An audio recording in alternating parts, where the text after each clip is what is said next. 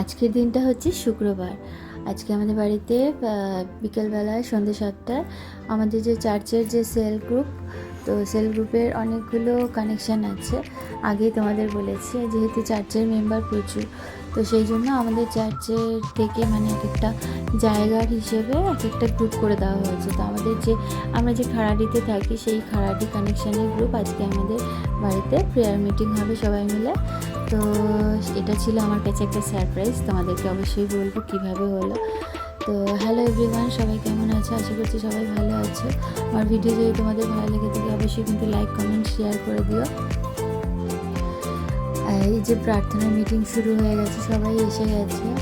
Actually এই মিটিংয়ের ব্যাপারে আগে আমার হাজব্যান্ড আমাকে কিছুই জানায়নি। আমি সারপ্রাইজ হয়ে গেছিলাম। আমি অনেক দিন ধরে চেয়েছিলাম যে আমাদের বাড়িতে হবে, 2-3 মাস ধরে আমি চাইছিলাম যে এই মিটিংটা আমাদের বাড়িতে হোক। বছরে অন্তত 2বার আমাদের বাড়িতে হয়। একটু মাঝে মাঝে প্রার্থনা হলে আমাদের ঘরে আমার মনটা ভালোও লাগে। তো কি হয়েছে, আমি হাজব্যান্ডকে বলেছিলাম 2 মাস আগে। তো তখন আমার হাজব্যান্ড আমাকে কিছু বলেনি।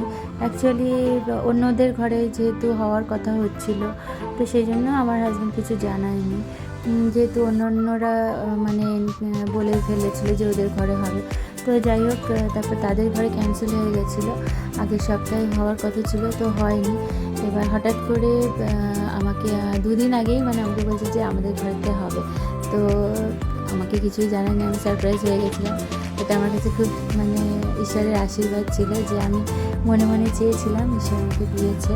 তো এই জন্য আমি খুব খুশি। সবাই এসেছিলো। আর এই যে এর নাম হচ্ছে শ্রদ্ধা, ওর বার্থডে ছিল।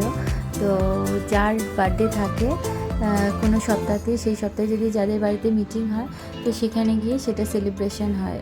যে বার্থডে হোক আর অ্যানিভার্সারি হোক, যদি সেই সপ্তাহের মধ্যে হয়, তাহলে যেখানে সেল মিটিং হবে সেখানে গিয়ে সেটা সেলিব্রেট করা হয়। তো আমাদের বাড়িতেও সেটাই হচ্ছে। প্রার্থনা মিটিং শেষ করে আমরা তারপরে ওর বার্থডেটা সেলিব্রেট করছি। তো আমার মেয়ে তো চকলেট কেক খেতে দুজনেই ভীষণ ভালোবাসে, ছেলে মেয়ে। ওরা আগেই চলে গেছে কেক খাওয়ার জন্য। কেমন লাগছে তোমাদের ভিডিওটা অবশ্যই কিন্তু লাইক, কমেন্ট, শেয়ার করে দিও।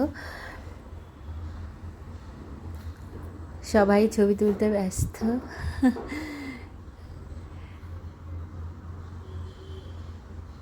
তো এরপরে আমরা বাইরে থেকে খাবার অর্ডার করেছিলাম, বিরিয়ানি।